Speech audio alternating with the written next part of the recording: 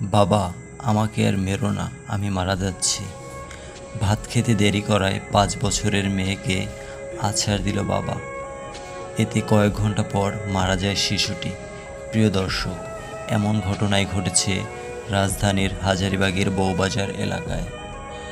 রাজধানীর হাজারীবাগের বউবাজারে 5 বছরের বয়সী শিশুকে আছাড় দিল বাবা। হত্যার অভিযোগ উঠেছে মাদকাসক্ত এক বাবার বিরুদ্ধে। ভাত খায় না দেখে শিশুটিকে মারছে।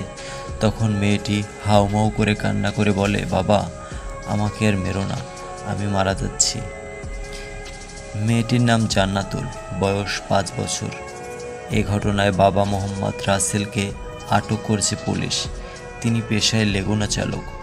মঙ্গলবারের 16 এপ্রিল ভোরে ঢাকা মেডিকেল কলেজ হাসপাতালে চিকিৎসাধীন অবস্থায় শিশুটির মৃত্যু হয়।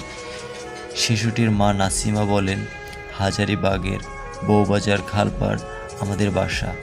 সন্ধ্যার দিকে রাসেল বাসায় এসে প্রথমে আমার সাথে ঝগড়া করে।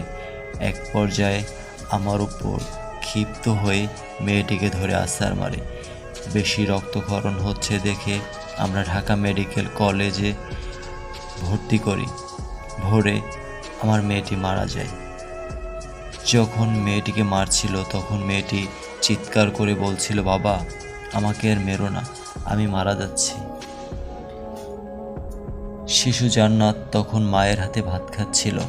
ভাত খেতে দেরি হওয়ায় আর স্বামীকে ভাত দিতে দেরি হওয়ায় রাগের বশত মেয়েটিকে আছাড় দিয়ে মেরে ফেলল বাবা। ঘটনার পর প্রতিবেশীরা রাসেলকে ধরে থানায় খবর দেয়। বর্তমানে রাসেল থানায় আটক আছে।